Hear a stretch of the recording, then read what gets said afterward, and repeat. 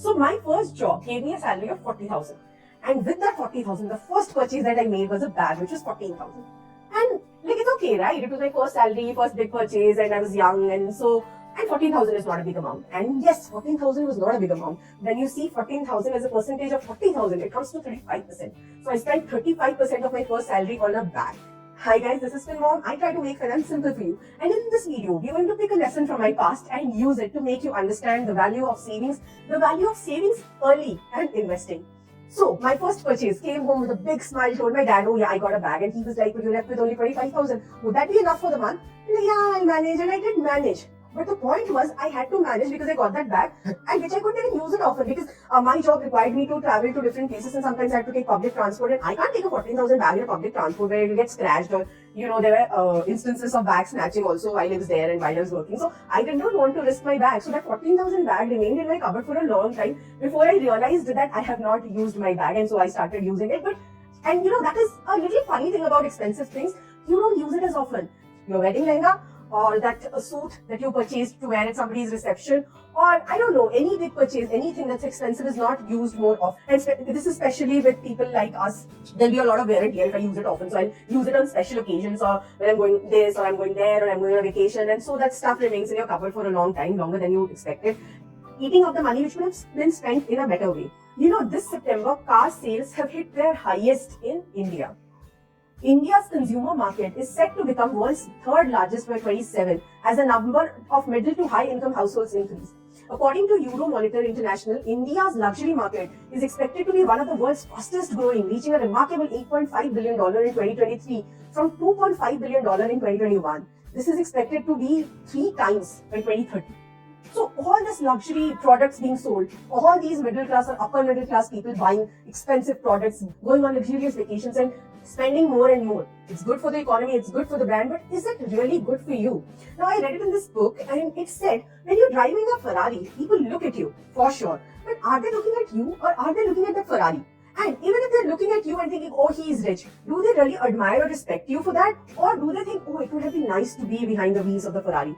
They don't think about you. So if you bought a Ferrari just to show off, it's really not helping, because all these products, it may be a LV bag or a Ferrari or a Jimmy Choo shoes, anything that you've saved money for and bought, or bought on EMI just to show off, just to show people that you're rich, you're there, your peacock feathers, is not helping anybody. And it is especially not helping you, because mind me, all these things, apart from our necessities, there's something called basic comfort. We all like to live our life in a certain way. We all like to live in a certain locality, eat at a particular place. I am a foodie, and we can't eat just anywhere. We need good ambience and good food and variety and all of that. So we spend on food. But that for us is a comfort thing. That is a luxury that we do not do every day. We go maybe once a week or twice a month or something like that. And most importantly, we do it for ourselves. We don't do it to show off. We don't do it for our ego. That is a luxury we allow ourselves because we cut down on other things as well. Now you will say you would eat out, you will wear expensive clothes, you will spend all your salary because you're treating yourself. But what of your future?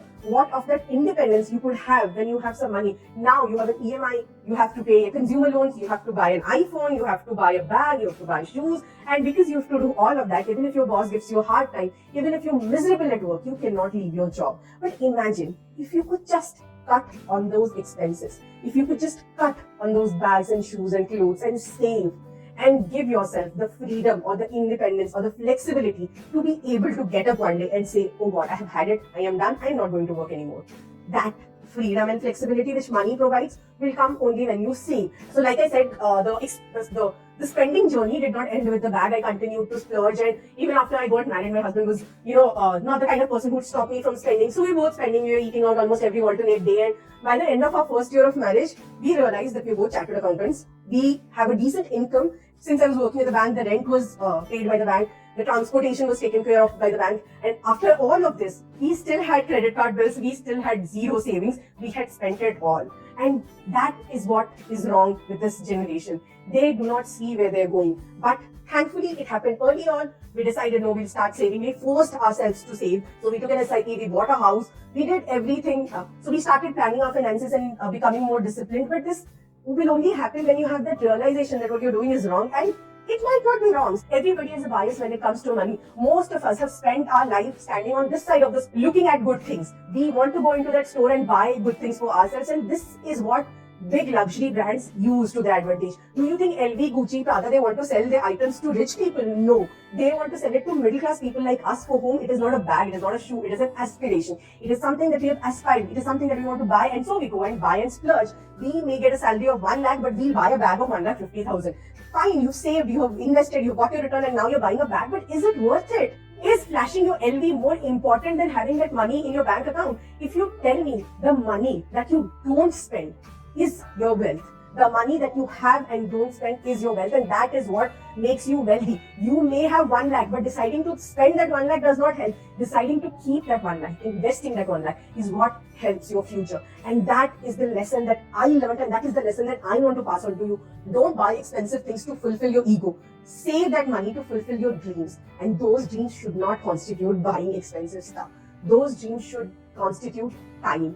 Time for yourself, time for your family, and time to do what you want to do. So this is the one lesson that turned around my life, my finances, and that is what I've passed on to you. Stop buying expensive things. Stop running behind luxury items. Concentrate on what is really important, and what really important is your future. With that note, we'll end your video. Please subscribe to the channel if you've not subscribed already. Like the video if you actually enjoyed watching it, and leave a comment with your feedback. That will mean a lot to us. Thank you. See you in the next video.